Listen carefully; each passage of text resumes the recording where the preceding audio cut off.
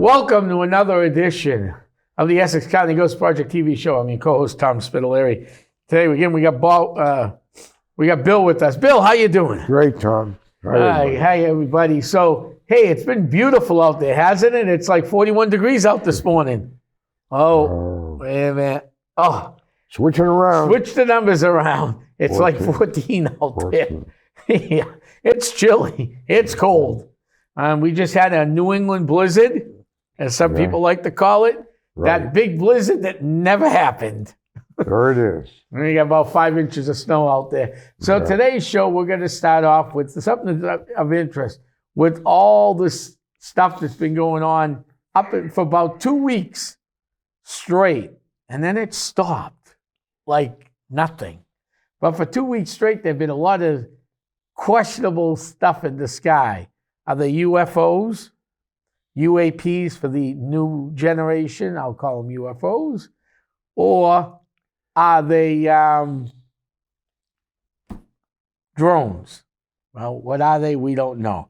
But one of our members on the UFO arm was driving at Hampton Beach with the husband and son and took a picture of something weird over the ocean about 3-4 weeks ago now.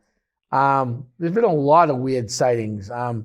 California, Oklahoma, all over the place, up and down the East Coast, Maryland, you name it, Massachusetts. And a lot of people have come forward with video, some very interesting video and some very questionable video, from my own opinion, that is.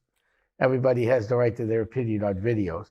But the bigger issue is what's really going on with this stuff. As we know, a few years back, they enacted a new law forcing the United States military to disclose UFOs. I got the first report and laughed. They said since 1960, there were 120 sightings of UFOs confirmed. There's 120 sightings over Rockingham County and Essex County alone in 1 year. So cover up. I mean, and I wanted that report to tell me something a little different. So you have a major UFO location, Benny and Bonnie Hill, Roswell. Those are the big famous. The Allegheny one. Those are the big ones. Now, in those locations, we know the date those incidents happened. But were there any UFO sightings leading up to that date? Or after the sightings, were there any sightings within a couple days? That's what I was hoping. And then shortly after that, a new report came out. They put up over 200. Now I think it's up to maybe 300-400. I mean, the report isn't that great. Mm-hmm. But it takes guts to put reports out there, and it takes guts for federal and state employees to come forward and tell the public, even local employees, they don't get as scrutinized as the feds do, but to come forward and talk about what they see, whether it's in the sky, whether it's a cryptid up in New Hampshire, New York, Vermont, or even Massachusetts, Bigfoot or any of those type of cryptids. Federal, state, and local employees are afraid. A lot of them are afraid, because they're afraid of something called backlash. I like to call it bullying, but the legal term is backlash. So they don't want to come out. So today's show is going to be dedicated to some of the show, at least, if not the whole show, whistleblowers. So, Bill, let's get into whistleblowing here. Okay. So what happened was the Senate had a committee on UFOs, and they brought a couple of whistleblowers in, Lou Elizondo and David Grunch. This is secondhand information that you're talking about, because they're not on the retrieval and they're not on the reverse engineering the technology. Okay? But last Saturday on Ross Cortland, I don't know if you know him, he's a reporter. Okay. He has his sightings on News Nation on Saturday night. Okay. Now he was talking about this guy he had on. He was on the retrieval. He didn't course, he's not a scientist. So No, he was just a lumper on he the retriever. retrieved the stuff and brought it to the laboratory. Right. And they're the ones that reverse engineer it. Right, exactly. Okay. What happened to him? His name is Jake Barber.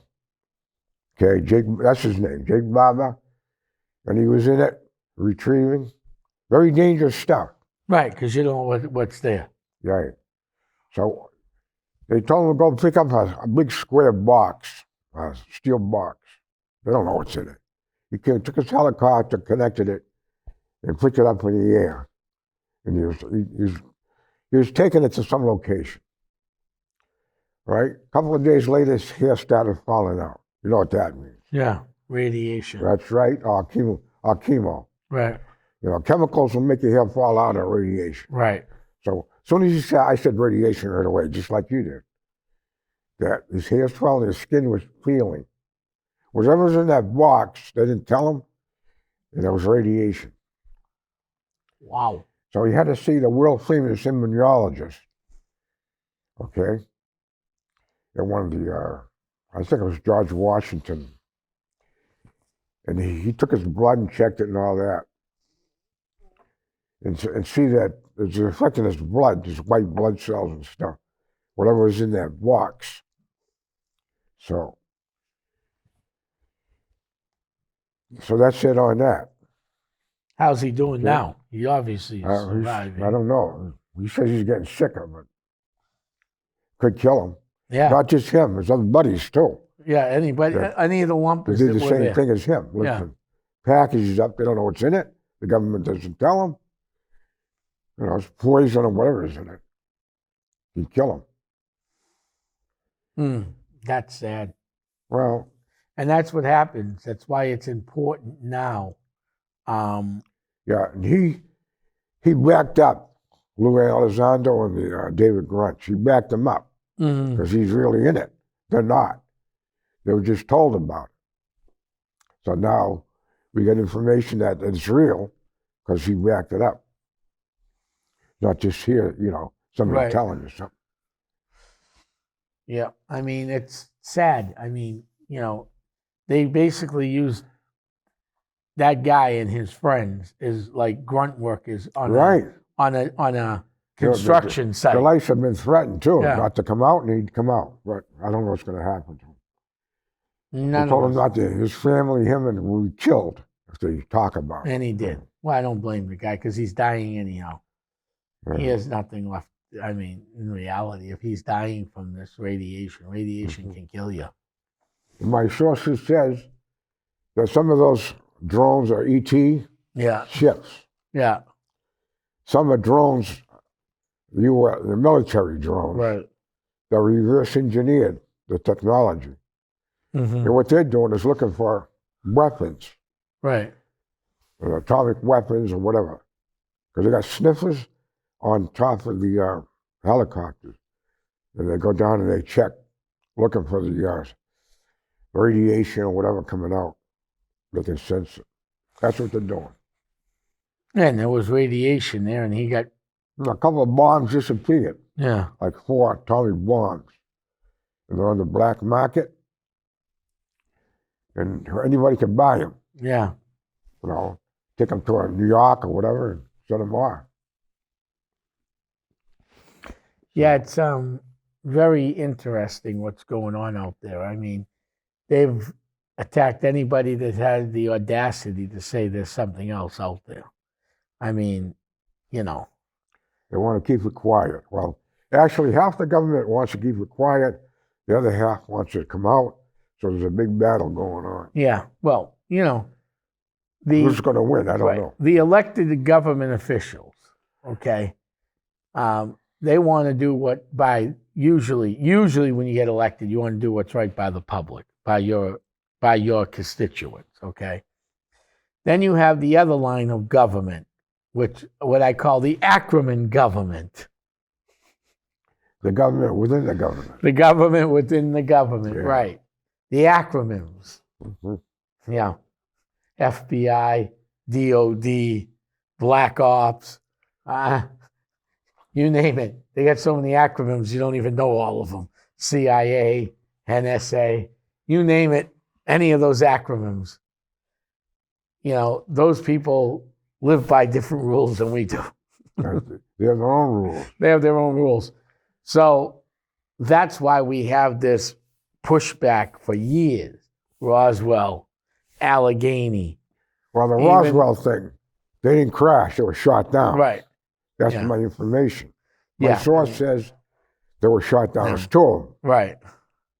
Not, You hear about that one in Roswell, but there was Right. another one too. yes. They were both shot down. And then you had what happened to Benny and Bonnie Hill. They tried to destroy their lives by saying it didn't happen. They knew what happened. If you read the book, talk to the family that's still around. There are family members still around today of Benny and Bonnie Hill, even though Right. they're not buried too far out of Havel. They're buried in the cemetery in, I believe it's Kingston on 125 at Kensington. It's right on the line up there, not too far from Havel, where we're at today, actually.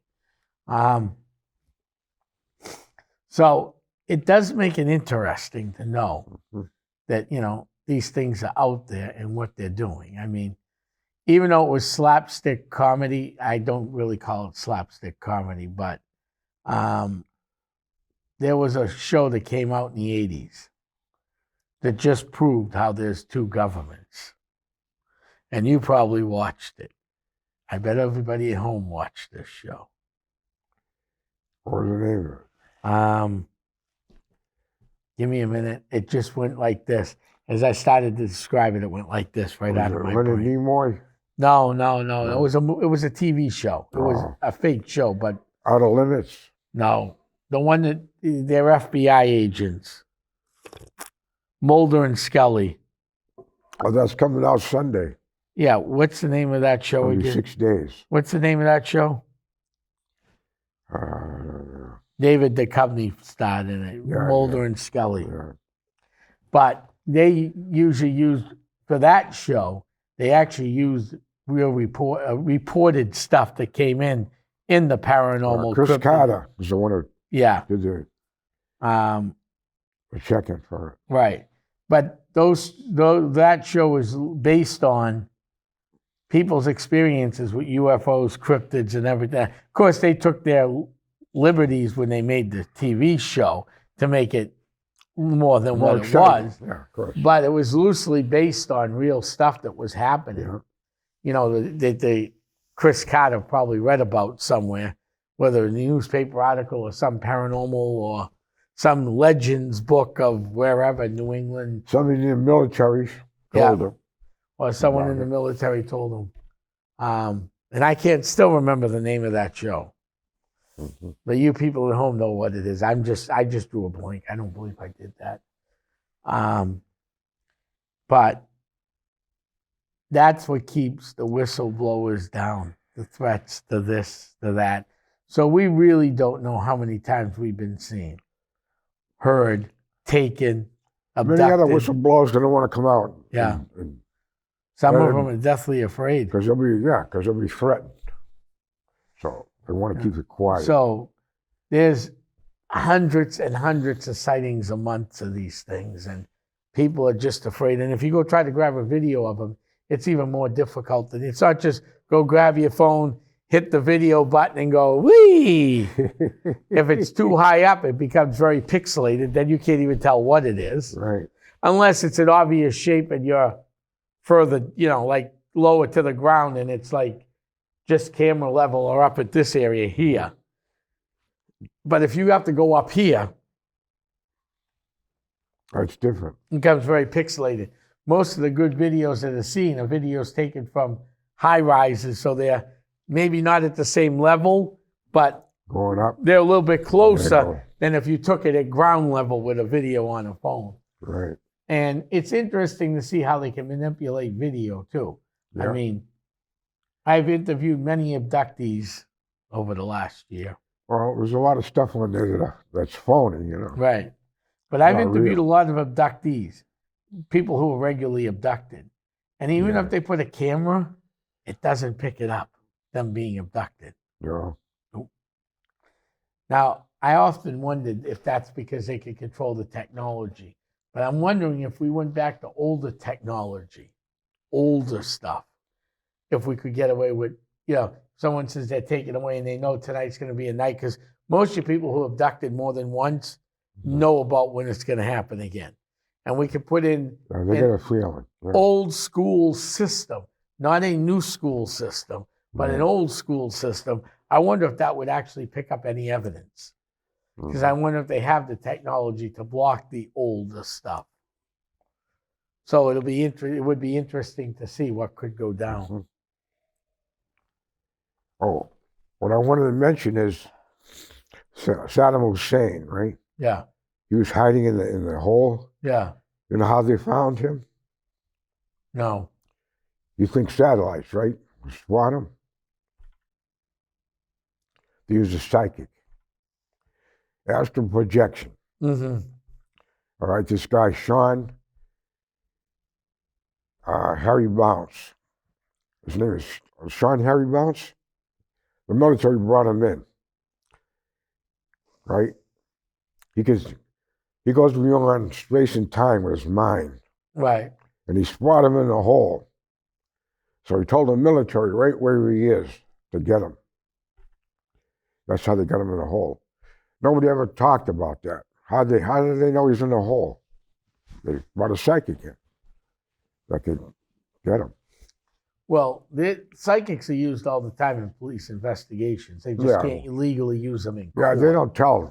They don't tell. They They don't just tell use them. They use them. Runaway kids, they'll use them.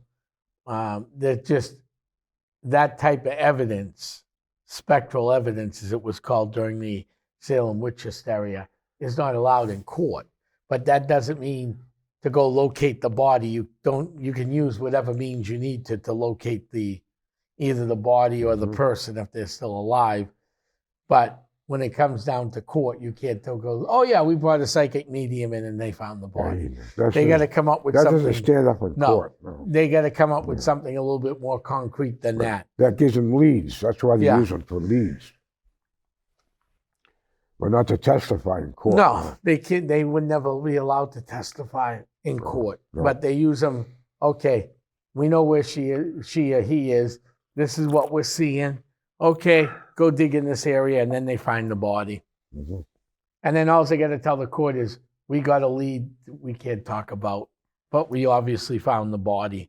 It's about the body in this case, not about how we got to this thing here. And they usually can get away with that. Oh, yeah. If it's said right and done right, usually the prosecutor goes, okay. Yeah. But if they ever knew they used psychics, then it would have been everything be called into play. Yeah. Well, they probably wouldn't have caught him. No, probably not. Without the psychic telling them. No, I mean, it is what it is. Mm-hmm. That's it.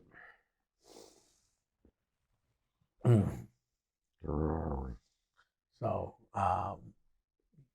what do you want to talk about? Haunted houses? Let's talk about some haunted houses. Yeah, Right. We're getting back into the spooky season. I know we've been spending a lot of time on UFOs. So we've done this before, but this is just a quick reminder for people sitting at home, or new people. We get a lot of new people watching this show. I run into them in Haverhill all the time, where people go, "Hey Tom, we saw your show." I said, "Oh, you've been following along?" No, we just found this. As I tell them, go to hcmedia.org, click on the shows, click on Essex County, and you can watch all our old shows. Hey, just told the people at home how they could do that. I mean, I have shows that go back to, I believe, I started in 2007 with this, with different co-hosts through the years. You've been on a few times. But the show goes back to 2007, where we used to interview guests. We'll probably stop re-interviewing guests again, because now that COVID protocols are out the window and everything, we might stop bringing guests back on. I got to look into that. But let's talk about haunted houses first of all. So, is a house haunted? Well, yes and no. Any house can be haunted. It doesn't matter if it's 100 years old, 300 years old, or 2 years old. It can be haunted. Okay, because it's not always the house. It could be the land, because we don't know what was on that land beforehand. And my favorite stories are this. We get the call. We go to the house. Yeah, I grew up in this neighborhood, and this was Mrs. So-and-so's cow pasture. Okay. What was on that? What was before the cow pasture, though? Do you remember? Oh, no, I wasn't alive. My parents they lived in the neighborhood, but they're no longer around either. Right. Oh. Okay.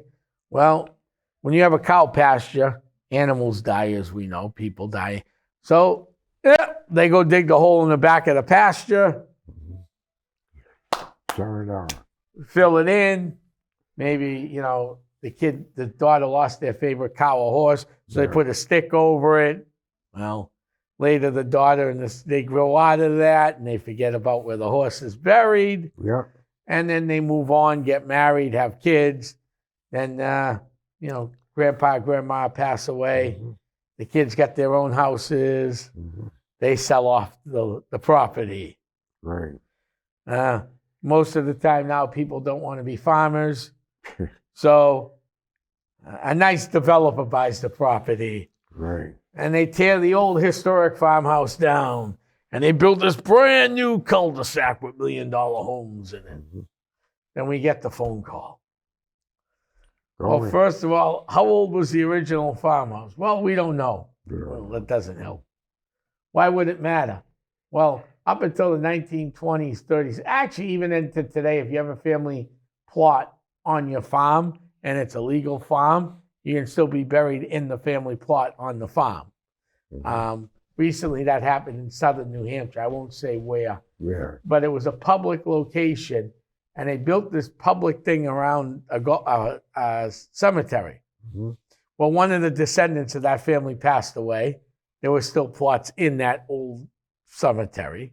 Right. And they actually had to shut the business down for the day so they could bury the family member. Yeah.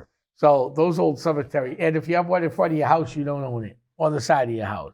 Yeah. It's open to the public. Mm-hmm. You can regulate when the public goes, but you can't stop them. Right. In most areas, in Massachusetts, cemeteries and graveyards are considered that. Up in Maine, the old ones are considered open air museums because the stories that they tell. So we don't know what was on that property before your cul-de-sac was put in your house. Right. So if they bulldozed an old family graveyard, didn't know was there, you're going to have issues from very unsettled soil. Mm-hmm.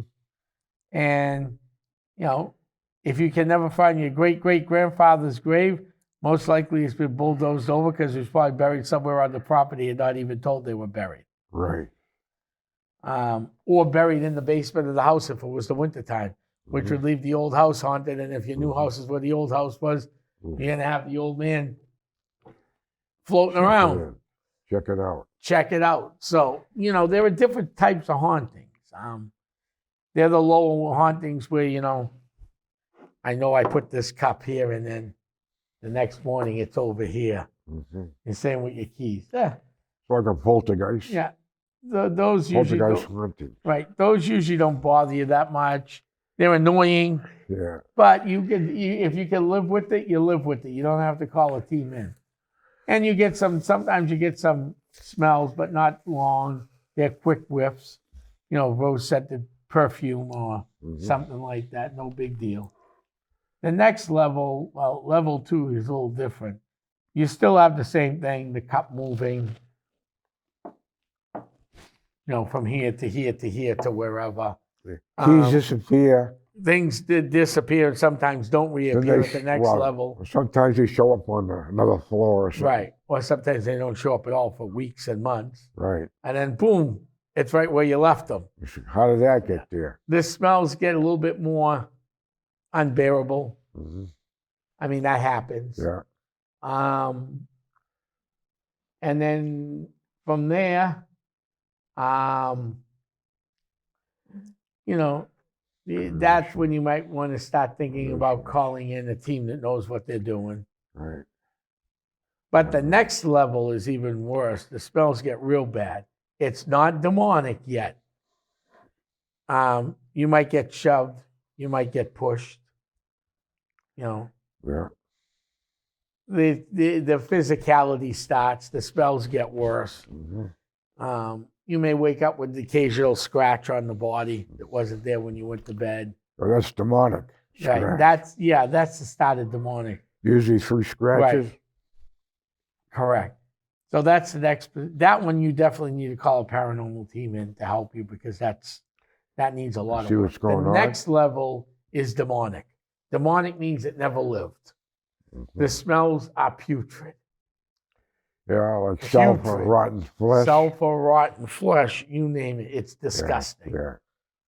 You get more scratches, more physical contact where you could be pushed down a flight of stairs, a baby elevated, a lot of bad things. Happen. Those you don't want to run from. You need to call a team in that deals with that stuff. Mm-hmm. And that's what we do. Yeah. And that's how we deal with it. And if we can't deal with it, then we call in shamans and demonologists, or a priest if you want. Right. Yeah. Let me mention. I want to mention something about carbon monoxide. Yeah. Okay. Carbon monoxide. People that install them, they put them on a ceiling, which is wrong. Mm-hmm. Don't put them on a ceiling. No. You know, you just put fire detectors and stuff on the ceiling. All right. Carbon monoxide detectors go near your bed, on the wall, on the floor. Mm-hmm. Because the time, if you put it on the ceiling, you're dead. Yeah, you're not going to hear it go off. No, you're not going to hear it, but the carbon dioxide is going to go off and kill you before it reaches the ceiling. Right. If you're in the bed. So you put it on the floor. You put it on the side of the wall. Yeah. Near your bed. Yeah. All right, 25,000 parts per million or more, it'll go off. And then you can get the hell out of the house or open up the window. And then you get out quick. Yeah. Well, But open up the windows and get the hell out of the house. Yeah, a lot of people make mistakes and they put it on the installer puts it on the ceiling, which is wrong. You're not supposed to put it on the ceiling. It's heavier than air. It stays on the ground, the carbon dioxide. It builds up. Goes up. So, yeah, and by the time that happens, it's done. Well, especially now, it's winter, and everybody's got the oil, gas, whatever. You get carbon dioxide. Mm-hmm. I wouldn't mention this in the summer. But no, I in the mention it now. wintertime you do, yeah. I mean, and then of course, so that's when you have to call somebody in for help, because obviously it's now, and with demonics, they were never in the living. They start off as your friend. They take control of the situation, and then they make your life a living hell. Then they start. And then they start. And there are many levels of demonic hauntings. Mm-hmm. That's to a show all to itself. Right. That's one all to itself. There's over 100 levels of demonic haunting. Right. And then the other thing you got to look for, because if you have that going on with that type of EMF being, that type of activity going on, you got to look at why that activity is going on. And sometimes that could be caused by electromagnetic fields that are high. And old homes are usually ferreting cages for that, because what they would do with the old home is tap the electrical wiring into the copper piping of your house, the water pipe. So that electricity is going all over the place. So, that's the other thing we look for. Well, Bill. It's all over? It's coming to the end of another great show. Okay. Keep cool, keep warm, stay out of the heat. If you see anything in the sky, contact Essex County Ghost Project. If you have a problem in your house, give us a call. We don't charge, but we'll come out, investigate the house, investigate your UFO sightings. 978-376-2807 is the best way to get a hold of us. So I want to thank everybody for tuning in again. It's another great show. Thank you, Bill. Yep. And good night, everybody. Good night, everybody. I'm heading back to my crypt. Sure.